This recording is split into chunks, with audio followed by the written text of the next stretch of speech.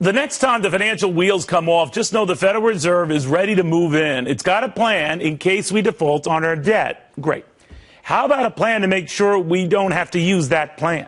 How about taking measures to avoid that last measure? How about everyone in Washington work together on a plan to make sure we never do get to the brink? How about a plan to avoid financial Armageddon before we get anywhere close to financial Armageddon? How about a plan where we don't have to take emergency measures because we've already taken the right measures and taken the right actions and set ourselves on a course to not spending money we don't have or then printing more money to make up for the money we don't have? How about we get ahead of the curve rather than frantically plan for cleaning up the mess after we go over the curve and down the cliff?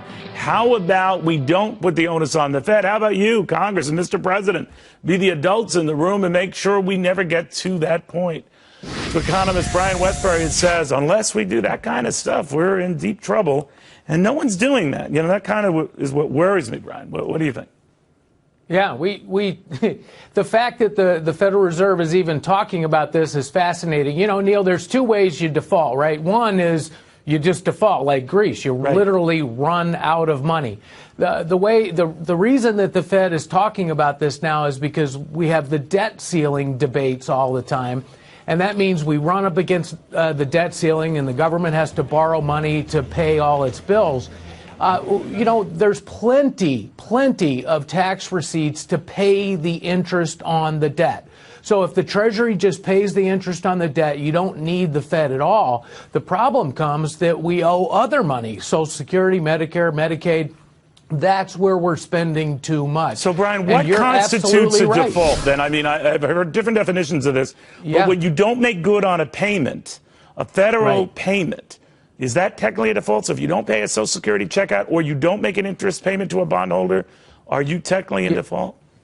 Yeah, this is fascinating. I don't know what the legal definition of this is. If you don't pay your bonds or the interest on the bonds or the principal back, that's a default. If you don't pay a Social Security check or pay for a new highway, I wouldn't call that default. If you do call that default, Illinois is in default right now. Point. There's $7 billion of unpaid to pick your bills. brain on that. So if I'm at the Fed or I'm at the Treasury, I'm going to reprioritize, just like people who are in arrears at home and they're in a real bind.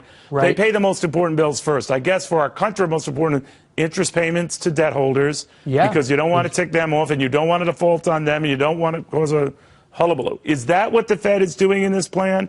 And is that what they're preparing for, like, the ultimate, nightmare?